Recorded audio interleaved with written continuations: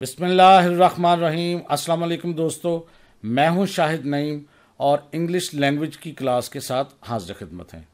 दोस्तों, जैसा कि आप जानते हैं कि आजकल हम टेंसेस कर रहे हैं और आज जिस टेंस की बारी है वो है फ्यूचर इंडेफिनिट टेंस। आज की इस वीडियो में हम देखेंगे कि कौन से जुमले ऐसे हैं जिनको ट्रांसलेट करते हुए हम फ्यूचर इंडेफिनिट का सहारा लेते हैं। और आज के इस वीडियो में हम देखेंगे कि किस तरह सादे जुमले, मनफी जुमले और सवालिया जुमले बनाए जाते हैं फ्यूचर इंडेफिनिट टेंस में। और इसके साथ साथ बहुत सी काम की बातें भी हम आपको बताएंगे इंशाल्लाह ताला इस वीडियो में। इससे पहले कि हम अपने वीडियो का आगाज़ करें, तमाम वो दोस्त जो इस चैनल पर नए हैं उनसे गुजारिश है कि अगर अभी तक आपने हमारे चैनल को सब्सक्राइब नहीं किया तो हमारे चैनल को सब्सक्राइब कर लीजिए और उसके साथ नज़र आने वाले बेल के आइकन पर क्लिक करना मत भूलें। उससे ये होगा कि जब भी हम कोई नई वीडियो अपलोड करेंगे आपको उसका नोटिफिकेशन मिलेगा और आप उससे भरपूर फ़ायदा हासिल करेंगे। तो आइए बगैर ताख़ीर के अपनी वीडियो की तरफ चलते हैं। तो दोस्तों, जैसा कि मैंने आगाज़ में कहा कि आज जिस टेंस की बारी है उसका नाम है फ्यूचर इंडेफिनिट टेंस। टेबल्स के हिसाब से है ये हमारा तीसरा टेंस है। तो सबसे पहले हम देखेंगे कि कौन से जुमले ऐसे हैं जिनको हमने फ्यूचर इंडेफिनिट टेंस के ज़रिए ट्रांसलेट करना होता है। उनकी पहचान ये है कि उर्दू फ़िक्रे के आखिर में गा, गे, गी वगैरह आता है और इसमें काम का होना या करना आने वाले ज़माने में पाया जाता है, यानी मुस्तकबिल में। अब अगर हम देखें कि इसका तर्जमा कैसे करना है तो इसमें यह है कि फ़ाइल, सबसे पहले तो फ़ाइल लगाना है यानी सब्जेक्ट। और अगर आपको सब्जेक्ट के बारे में नहीं पता तो हमारी शुरू वाली वीडियोस ज़रूर देखें। सब्जेक्ट के फ़ौरन बाद आप विल या शेल का इजाफा करेंगे और वर्ब की पहली फॉर्म आएगी। अब विल कहाँ लगेगा और शेल कहाँ लगेगा वो अभी थोड़ी देर में हम आपको बताएंगे, लेकिन सबसे पहले तो आपको सब्जेक्ट तलाश करना है, उसके बाद विल या शेल आएगा, उसके बाद वर्ब की पहली फॉर्म आएगी और फिर ऑब्जेक्ट और प्रीडिकेट। ये तरीक़ाकार होगा हमारा इसको ट्रांसलेट करने का। अब आई और वी, यानी जब सब्जेक्ट आई या वी की शक्ल में होंगे तो उनके साथ शेल आएगा, जबकि बाकी तमाम फाइल के साथ विल आएगा। ये आपने बात याद रखनी है। लेकिन एक और बड़ी इंपॉर्टेंट बात है, अगर आप याद रख सकें तो बहुत अच्छी बात है। वो ये है कि अगर किसी फ़िक्रे में पुख्ता इरादा, नसीहत, हुक्म, ख्वाहिश, वादा या धमकी ज़ाहिर करना मकसद हो तो ऐसी सूरत में आई और वी के साथ फिर शेल नहीं लगाएंगे, हम विल लगाएंगे, यानी उस पर फ़िक्रे पर जोर दिया गया है। और बाकी तमाम फाइलों के साथ यानी सब्जेक्ट्स के साथ हम शेल लगाएंगे, यानी विल को शेल से और शेल को विल के साथ तब्दील कर देंगे। अभी थोड़ी देर में इसकी मज़ीद मैं आपको एग्जांपल्स भी बताऊंगा, लेकिन पहले देखते हैं उनके सादा जुमले को ट्रांसलेट कैसे करेंगे। ये तरीकाकार आपको स्क्रीन पर नज़र आ रहा है। सब्जेक्ट, शेल और वर्ब की पहली फॉर्म, ऑब्जेक्ट और प्रीडिकेट। अब सादा जुमले देखते हैं। अली लाहौर जाएगा। अब ये काम जो है आने वाले ज़माने में होगा, तो सबसे पहले सब्जेक्ट है इसमें अली। अब अली जो है उसके साथ आएगा विल और वर्ब की पहली फॉर्म गो, यानी Ali will go to Lahore. अब दूसरे फिक्रे में देखें, वो यहाँ आएंगे। अब यहाँ सब्जेक्ट जो है वो जमा के सीगे में है, तो यहाँ दे तो आएगा लेकिन उसके साथ भी विल ही आएगा, they will come here. Salma car खरीदेगी, Salma will buy a car. तो यहाँ देखें सब्जेक्ट वाहिद हो या जमा हो, दोनों सूरतों में उसके फ़ौरन बाद विल लगाएंगे, लेकिन अगर आई और वी होगा तो शेल आएगा। अब अगले जुमले में देखें, मैं वक्त पर पहुँचूँगा। अब यहाँ पर है आई, तो यहाँ पर विल की बजाय हम लगाएंगे shall, I shall reach at time. हम अपने दुश्मन को तबाह कर देंगे, हम यानी वी। अब वी के साथ भी शेल आएगा, we shall destroy our enemy. Enemy कहते हैं दुश्मन को।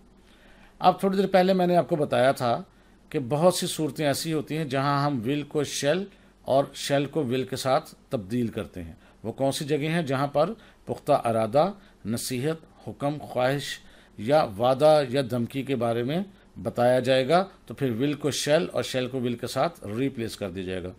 चंद एक एग्जाम्पल्स मैं देता हूँ ताकि आपको समझ आ जाए। मिसाल के तौर पे, तुम्हें हरगिज़ झूठ नहीं बोलना है, ये हुक्म दिया जा रहा है। अब यू के साथ तो विल आता है, लेकिन यहाँ क्या करेंगे हम, you shall not tell a lie, यानी विल की जगह शेल को तब्दील कर देंगे। इसे शादी के फंक्शन में आना ही होगा, यानी मजबूर किया जा रहा है, फोर्स किया जा रहा है। अब ही के साथ तो नॉर्मली विल आता है, लेकिन यहाँ शेल, ही शैल अटेंड मैरिज सेरेमनी। सेरेमनी कहते हैं फंक्शन को। वो आज ज़रूर जुर्माना अदा करेगा, ये अपनी ख्वाहिश का इजहार किया जाएगा कि ऐसा हो सकता है, ऐसा होगा। He shall remit the fine today. Remit कहते हैं जमा करवाना, जुर्माने वगैरह या रकम को जमा करवाने की सूरत को कहते हैं, और फाइन कहते हैं जुर्माने को। तो वो आज ज़रूर जुर्माना अदा कर देगा, ये भी यहाँ देखें ही के साथ शैल आ रहा है। तो मैं उम्मीद करता हूँ आप समझ गए होंगे कि किन सूरतों में विल और शैल को आपस में तब्दील करना होता है। अब देखते हैं मनफी जुमले कैसे बनते हैं। मनफी जुमले में सिर्फ आपने ये करना है कि विल और शैल के फ़ौरन बाद नॉट लगाना है, इसके अलावा किसी किस्म की कोई तब्दीली फ़िक्रे में नहीं आती। अब देखें सब्जेक्ट के फ़ौरन बाद विल या शैल आता है, विल और शैल के फ़ौरन बाद आपने सिर्फ नॉट लगाना है, वर्ब की पहली फॉर्म ही रहेगी और बाकी जुमला का वैसा ही रहेगा। इसको हम देखते हैं थोड़ी सी एग्जाम्पल के साथ। जैसा कि सादे जुमले आप देख चुके थे, अली लाहौर जाएगा तो Ali will go to Lahore, तो विल के फ़ौरन बाद नॉट लगाएंगे। अब कैसे आएगा, अली लाहौर नहीं जाएगा, Ali will not go to Lahore. देखें कोई तब्दीली नहीं आई, सिर्फ नॉट का इजाफा आया। वो यहाँ नहीं आएंगे, they will not come here. Salma car नहीं खरीदेगी, Salma will not buy a car. मैं वक्त पर नहीं पहुंचूंगा, I shall not reach at time. हम अपने दुश्मन को तबाह नहीं करेंगे, we shall not destroy our enemy. आपसे गुजारिश ये है कि इसको समझें भी, और ये जो एग्जाम्पल्स लिखी हुई हैं इनको ज़रूर और ज़रूर लिखें। लिखने से ये होगा कि आपकी चीज़ें मज़ीद पुख्ता हो जाएंगी। और अगर आप समझते हैं कि आपको मज़ीद एक्सरसाइजेस के लिए जुमले दिए जाएं ताकि आप उसकी प्रैक्टिस कर सकें, तो मुझे कमेंट करके ज़रूर बताएं। अब हम मज़ीद देखते हैं आगे सवालिया जुमले कैसे बनेंगे। सवालिया जुमले की सूरत में विल या शैल फ़िक्रे के शुरू में आ जाएगा, बाकी जुमला बगैर तब्दीली के वैसा ही रहेगा। यहाँ देखिएगा तर्जुमा करने का तरीका, शैल और विल शुरू में आ गया, उसके बाद सब्जेक्ट के फ़ौरन बाद नॉट लगेगा अगर ज़रूरत हो तो, यानी ज़रूरत हो तो सब्जेक्ट के फ़ौरन बाद नॉट लगाएंगे। वर्ब की पहली फॉर्म ही रहेगी तीनों सूरतों में, फिर ऑब्जेक्ट और बाकी जुमला। अब इसकी हम थोड़ी सी एग्जांपल्स देखते हैं। मनफी जुमले देखें पहले मौजूद थे आपके सामने, जो हमने पिछली स्क्रीन पे देखे हैं। अब इनको हम सवालिया कैसे बनाएंगे वो देखते हैं। सबसे पहले आएगा क्या अली लाहौर नहीं जाएगा, तो इसको हम विल जो है बिल्कुल शुरू में ले जाएंगे, नॉट जो है वो सब्जेक्ट के बाद रहेगा, लिहाजा जुमला बनेगा will Ali not go to Lahore, और सवालिया निशान लगाते हैं आखिर पे। क्या वो यहाँ नहीं आएंगे, will they not come here. क्या सलमा कार खरीदेगी, will Salma buy a car. क्या मैं वक्त पर नहीं पहुंचूंगा, shall I not reach at time. क्या हम अपने दुश्मन को तबाह नहीं करेंगे, shall we not destroy our enemy. तो यहाँ पर भी आखिर पर सवालिया निशान। मैं उम्मीद करता हूँ आपको समझ आ गई होगी कि सवालिया जुमले, मनफी जुमले और सादा जुमले कैसे बनाए जाते हैं। थोड़ी सी मज़ीद चीज़ जो बहुत इंपॉर्टेंट है, ये बात जो मैं बताने जा रहा हूँ बहुत इंपॉर्टेंट है। अगर कुछ लोग इसको याद रख सकें तो बहुत अच्छी बात है, अगर ना रख सकें तो कोई मसला नहीं है, कभी कभार इससे आपका वास्ता पड़ेगा। इसमें कहा गया कि अगर कोई फ़िक्रा ऐसा हो जिसमें 2 मरतबा मुस्तक़बिल का जिक्र हो, यानी ऐसा फ़िक्रा जो 2 फ़िक्रों को जोड़ कर बनाया गया हो और दोनों मुस्तक़बिल में हो, तो ऐसी सूरत में फ़िक्रे का जो दूसरा हिस्सा होगा वो फ़ेल हाल में किया जाएगा, उसकी ट्रांसलेशन फ़ेल हाल के मुताबिक की जाएगी। और ये भी याद रखने की बात है कि जहाँ कोई शर्त होगी विल और शैल नहीं लगाया जाएगा। और इसकी ट्रांसलेशन मैं करके आपको थोड़ी सी बताता हूँ एग्जाम्पल के तौर पे। अगर वो लेट आएगा तो सज़ा पाएगा। अब अगर वो लेट आएगा ये भी मुस्तकबिल का है, तो सज़ा पाएगा ये भी मुस्तकबिल का है, और अगर इसमें शर्त के लिए है।